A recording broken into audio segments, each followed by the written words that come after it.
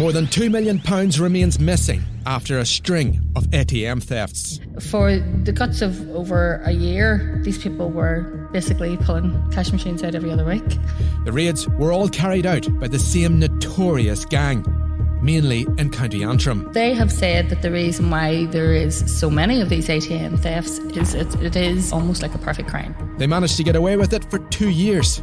Such was their success, their methods were widely copied. This gang sparked a million copycat gangs, and we had other gangs that were operating along the border and then were disappearing across the border. We have other people who are still going through the court. Greed eventually got the better of them. They robbed a machine beside a PSNI station, ultimately leading to them getting caught. They stole a digger from literally right beside Antrim PSNI station. They drove it right round the perimeter of the police station to the Tesco at the back of it and pulled the cash machines out of the Tesco there.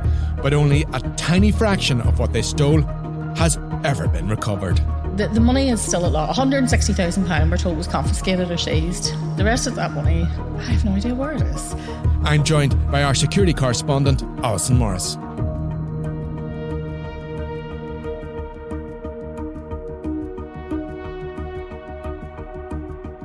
Alison, who are these? Who is this gang? Well, there was convictions this week, and what we heard was that Kenneth David Clark, who is from Cullibackie, he was sentenced to 5 years and 8 months after he pleaded guilty to the offences of conspiring to steal and commit arson. Bear in mind, and I'll explain just as we go on, part of these ATM robberies included stealing machinery from building sites, and then ultimately that machinery and vehicles were set on fire to destroy evidence. So that's where the arson charges comes from. A guy called Jamie McConnell, who's 31 from the Upper Hightown Road in Belfast, he was given 3.5 years for the same offences.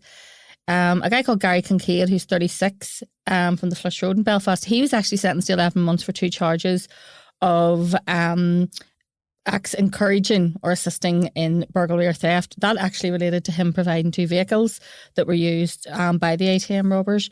And another guy called David McClarkin, who's from Temple Patrick, and he was sentenced to a combination order of 2 years on probation and 60 hours community service, which isn't a lot, for one act of encouraging or assisting offenders in burglary and theft. A lot of that applies to the machinery and things that were being used in relation to these robberies. Some people might say that £2 million, almost £2 million remains missing. Very little of this money's been recovered. Now, when we look at these sentences, now, I wouldn't look forward to 5 years and 8 months in prison, but Clark will never serve that. No. Some people might look at the economics of this, certainly wouldn't be me, and say it might be worth it. Well, I have been speaking to people who would know this world very well, and they have said that the reason why there is so many of these ATM thefts is it is, from a criminal's point of view, almost like a perfect crime, because it is high value, high gains, high payback, and the risks are relatively low because, and I'll explain this in, I suppose, in the most simplest terms as far as it was explained to me, they don't use weapons, so it's not an armed robbery. That carries a very severe sentence. They don't actually enter the premises. They don't threaten staff. They don't threaten, anyone connected to it. Therefore, there's no aggravated burglary. There's no aggravated element to the charge. The only thing that they can be charged with is theft, arson, and in some cases then they're charged in relation to the damage that's caused to the walls and the cash machines. None of those offences carry big, heavy sentences like you would get if you did an armed robbery or if you committed an aggravated burglary. Say you go in to rob a bank and you threaten the people behind the counter. All of those carry a much heavier sentence than this. The fact is the prosecution are limited into what they can charge these people with, which is why you can see that none of these offences carry very heavy jail terms. So not that I'd be encouraging anyone to steal anything, but what I would say is that, from a criminal's point of view, these gangs knew what they were doing and they knew that the risks, as they seen it, was probably worth taking because of the extreme amounts of money that were involved. And they all pleaded guilty. They did plead guilty. After a period of time, the offences, I think they've managed to beat this down. They had quite, able defences. McClarkin was represented by Madeleine Finucane, and they did quite a lot of work in terms of the PPS, what they were originally saying during the bail hearings, and trying to discredit a lot of that because there was no CCTV or anything to back that up. So they did very well. I would say, that there was none of them were unhappy with those sentences. Is there anything which links the individuals in this gang together? Yeah, there's a family connection between some of them. Basically, the Kincaids. So they're relatives.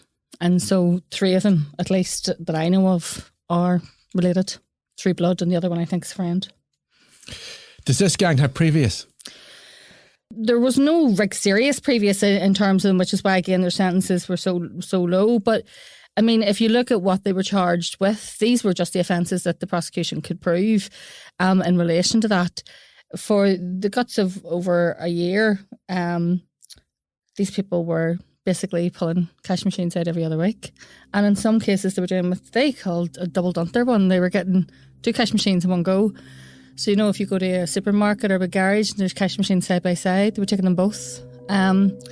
So just what happens in relation to these is they identify a location where there's a cash machine, and then they identify a very nearby building site or maybe a premises that sells plant machinery, something like that. Because you don't want to be driving a digger, miles. And all of these, obviously, the gang would have had to have capabilities to be able to drive these things to start off with. I mean, I couldn't drive a digger. I don't know if you could drive one. I'm from the city, you see. You're maybe a countryman. You might know how to drive a digger. I can't drive a digger, but quick inquiries do indicate rather quickly that these people, this is their family trade. Yeah.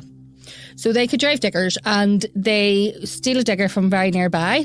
You take the digger to the scene and you use it then to remove the cash machine from the wall. This is not sophisticated. You basically ram it at it and you pull the cash machine out. Then they either had other vehicles which were stolen, which would have been either those sort of flatbed style trucks, pickup trucks, or in some cases they had transit vans that had the roof cut off so that they could drop the cash machine down into the transit van. Then off they go into the night. And these things happened at, 2 in the morning, 3 in the morning, 4 in the morning, when they would assume there wouldn't be an awful lot of people around.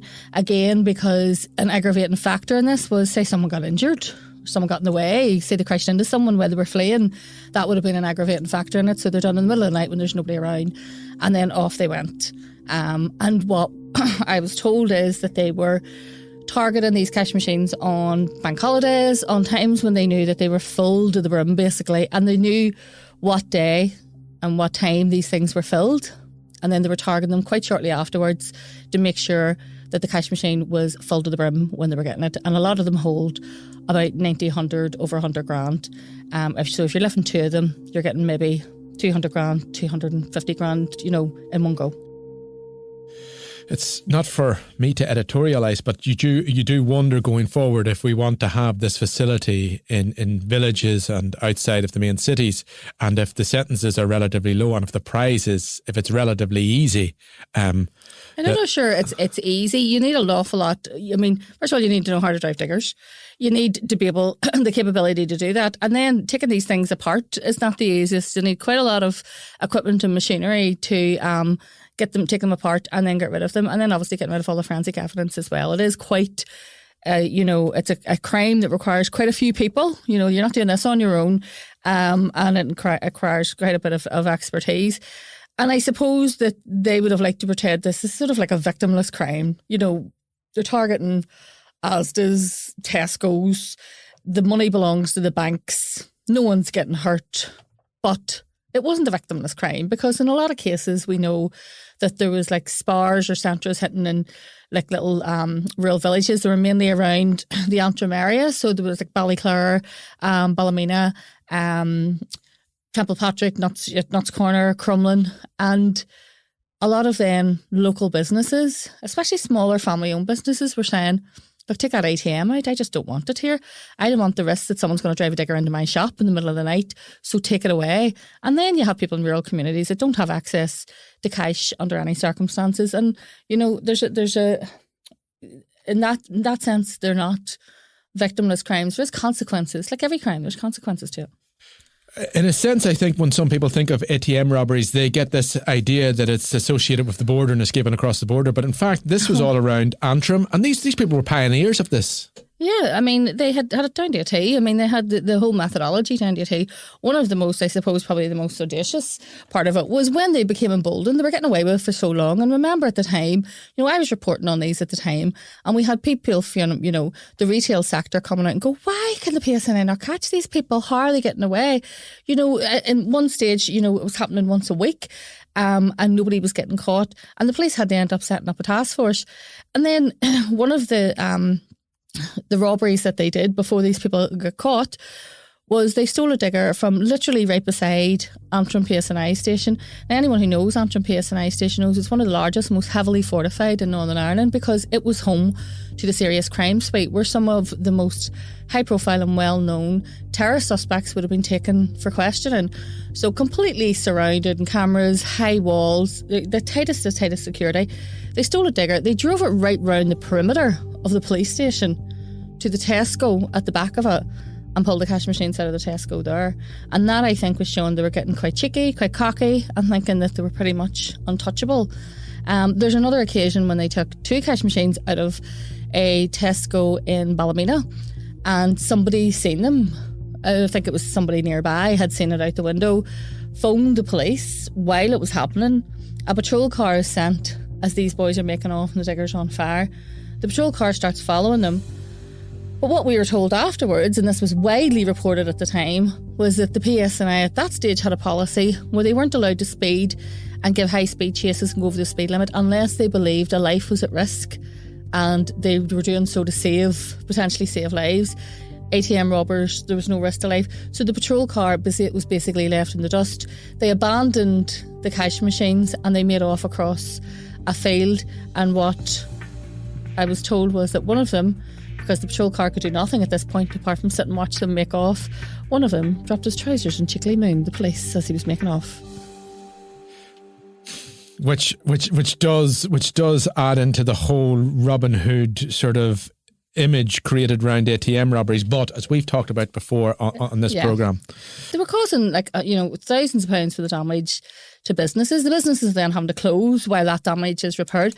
And then also it's just the image of the place. I mean, that cash machine as you're heading out to Derry that has the huge concrete bollards, which is actually almost like a tourist attraction now. People just go to see this crazy cash machine, where that was what the shop owner decided was the only way to stop it getting ripped out by ATM thieves. Well, I've been out in the field covering ATM robberies, and in the aftermath of a family shop, which perhaps employs many, many people locally and is used by an entire community, and as a hub for the community, and it's been destroyed by an ATM raid. I also spent some time yesterday, believe it or not, pricing excavators and JCBs. Well, they're expensive. They're very expensive. I couldn't actually find the price of a brand new one. That seems a state secret. But you can buy them second hand, and even second hand for a clean one, you're talking 60 grand. I mean, I have no idea what the cost now. I'm not big, the crime world and me and diggers don't really cross very often. But yeah, expensive bits of kit, which are then getting set on fire to destroy any forensic evidence.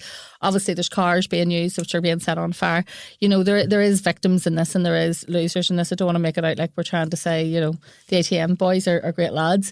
There was other ATM robberies, another gang, a completely different gang, and they were doing it a different way. They were like breaking into shops and taking the back off the machines rather than ramming it in, and that obviously carries with it a whole different load of offences that you're committing there. So in relation to that, these ones, I mean, the money is still at law. £160,000 we're told was confiscated or seized. The rest of that money, I have no idea where it is.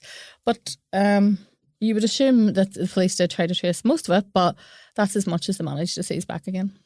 We know, and we've talked about it before in this podcast, Alison, that the PSNI, when they decide to concentrate on something for whatever reason, or when they're told to concentrate on something, they can do amazing things. Yeah. Now, if you're going to rob an ATM machine beside a PSNI station, if you're going to moon the cops, what you're going to do is you're going to annoy them. Oh, aye. And we know in cases like the tragic death of Lyra McKee, when they were told, clamp down.